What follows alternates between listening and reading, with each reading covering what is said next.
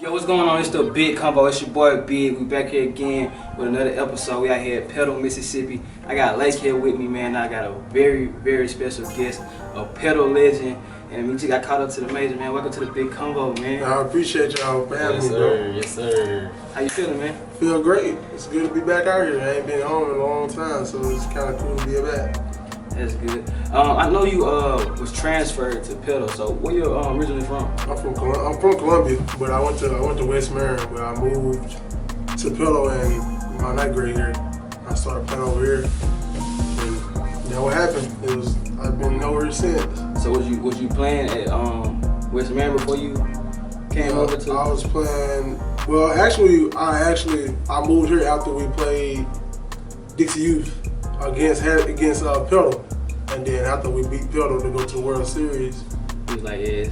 I moved over right after that. As soon as I got back from South Carolina, my mom got a house over here, and I've been over here ever since.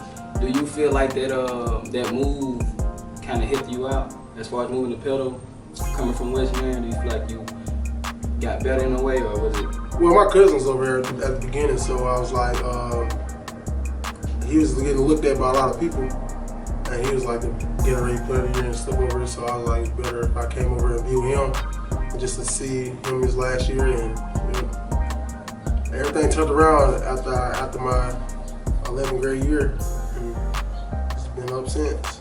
Yeah, man, because I remember the time, like, when you transferred over here, man, because I went to Oak Grove, you know, so we played against each other. This is a big rivalry, Oak Grove and Pedal rivalry. So I remember the time when you transferred over here, like, how you really elevated as a player as well, you know, when you transferred over here, like, and I seen that from growing up with you and playing baseball with you over the years. And I seen that then when you came over here, you just elevated your game. I had some good coaches though. I had a lot of guys on our team that was real good. They still went and played. My cousin was going to USM. We had Tyler Graves. He just finished at William Carey the other day. I mean, a couple years ago. I had Carter. Right. Michael. Yep. I had Carter. Michael. We had a lot of guys on that team. Larson. Yeah. Larson. There's a lot of guys on that team that, I mean, they had a whole bunch of great players. And Pedal, I mean, other than Oak Grove, they won a couple. Definitely. And then Oak Grove just took over after that. But we got some good players on that team. I heard you speak on your cousin a lot.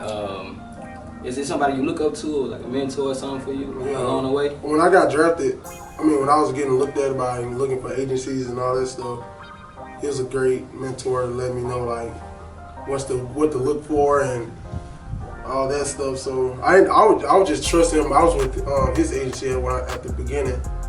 I was with Bus Cook. Yeah, I remember. So when you say your cousin, are you talking about Anthony Alford, right? Anthony Alford. Oh, okay. Yeah. Okay. So I was just sitting there. So I said, I'm just gonna trust him. You making you feel good. I'm gonna go with you, and because he taking care of you, I think he'll take care of me.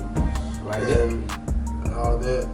That's actually good, man, to be able to have like somebody to be able to help you along the way. You know, what could you say has been one of the most things that's been challenging along the way? You know, coming from getting picked up out of high school and then just the whole transformation. What you feel like has been one of the biggest challenges? Just been away from home for a long time. Like when I get you drafted, you there from like February all the way until you don't come home until almost September, middle of September, and then you gotta go back to Arizona to go to instruct. But it's just being away from home like that. But it really didn't matter to me because I always call my mom and talk to them, so it really wasn't that crazy. But it actually been great because I got used to traveling a lot because we played baseball growing up all the way from we was little. Like we was playing from like about 9 over like 14. 15. Yeah, 15. We was playing. Then we started playing with Miss RBI. Yeah. So we played all to like 16 years old, 9 years old. So it was like. So he's already hit top. Yeah. So we was traveling a lot, so I got used to it. So it wasn't a big problem about being away. Just about mom didn't saw me for a long time, so I was just out there. That's about the only thing. How often did they come? Did they ever come see you? My mom came and saw me one time after I got hurt. Oh, I didn't get hurt like that. I had bicep tendonitis in 2017 when I was in Hickory, North Carolina, and it's like 45 minutes north of Charlotte. And I got back and I went my first start after I got out the rehab for like a month. And she did came out there and watch the pitch and I threw a no-hitter. That was lit. Well, like 5 minutes hitless. Right. So it was lit. This was the first time she ever saw a pitch. She couldn't come see my debut this year. Right. Because of the COVID and everything, but it was nice. What's that like, by the way, man, being able to, like, I know the game is very different now. Like, how is that playing with like, no crowd around? Like, what's that?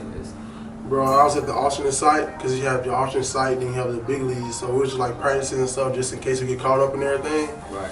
But I mean, we play on the field enough, but actually the crowd noise, people think it's like kind of weird, but the crowd noise actually help because you'll be out there playing and it's like nothing. All you hear is like freaking the ball, the freaking bat, and it's like boring. We done played in a couple games like that, especially when we played in Texas Rangers Stadium. You remember that? Yeah, I mean, that's how I felt, bro. When nothing going on, bro. It's just like bad, but they start up in that crowd noise and stuff. It was kind of where you still get the adrenaline a little bit, but I can only imagine fans getting that though. I can only imagine. It's gonna be crazy. So versus that, like, what's the most people you done pitched in front of? You can say. I say when I went to Dominican and I played against them, I think it was like 20,000 people out there. Wow. Baseball is huge out there though. Wow. And it just imagine it's like a Mississippi football game at a baseball game with Dominican, bro. It's like so much freaking. They talking mess, bro. They up there beating on. They got drums. It's loud. Yeah, it's that loud. Bro. They got drums out there, bro. They got cheerleaders. They got drums. Cheerleaders at a baseball game. I ain't know everything, bro. Everything. Yeah. And you better not suck. If you suck, it's over with out there. Oh, they chewing you up, bro. They'll put you. You suck. You gotta go home, bro. You gotta go home. Get home so fast, bro. Cause down there it's like they baseball. Like right now. Like I went down there right about around this time last year, and down there it's summertime for them. Right. It's like it's their summertime, so they out there going crazy, and they got everybody coming. Bro, it's crazy out there, bro. Wow, man. So that's another thing, man. What is like, I know being able to get picked up in 2015 and go through that process and seeing people like get drafted before you, just going through that process. What kept you humble and like kept you on that right path?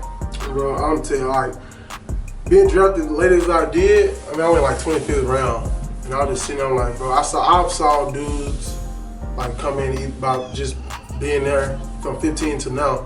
Like you'll see guys, you're like, man, that's why I didn't want to get. I mean, at the first beginning of 2015, I got caught. I'm like, this dude got all this money, and I ain't getting nothing. I'm better than him and all this stuff. I always thought about this stuff. I'm like, you shouldn't think like that because guys still gotta wait for everybody. And real talk, yeah. And like I was just sitting there, I was just thinking about. I was like, I can't be worried about the next man. I need to just get what I need to do. Right. Because I mean, if I'm thinking about him, I'm gonna start thinking about him so much. I ain't gonna be focusing on what I gotta do. Right. So I was like, screw. I just gotta get it. I just gotta get it. I ain't trying to worry about them no more. They got more money. Okay, I'm gonna get mine. So you got yours now. You just got blessed. You was blessed enough to get yours right now. But I'm getting mine in the longer run. Real talk. So, yeah, but I mean, from there now, it's just like.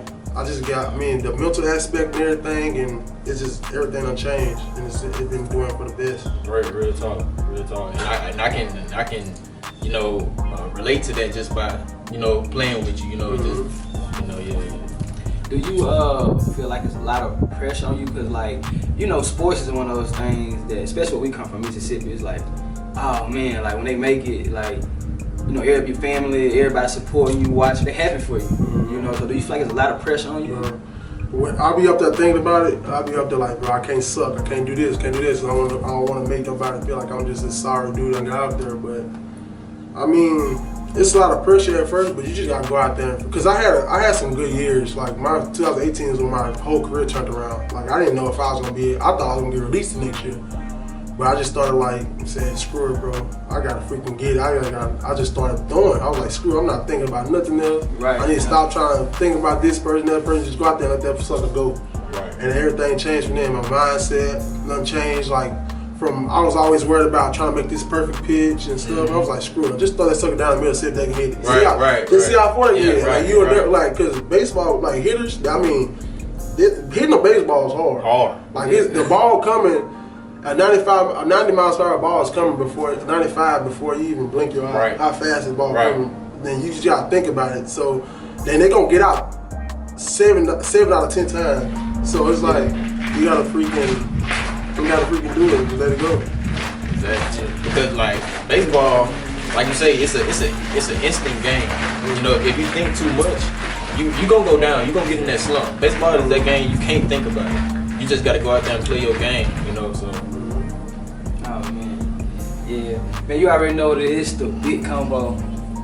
You did.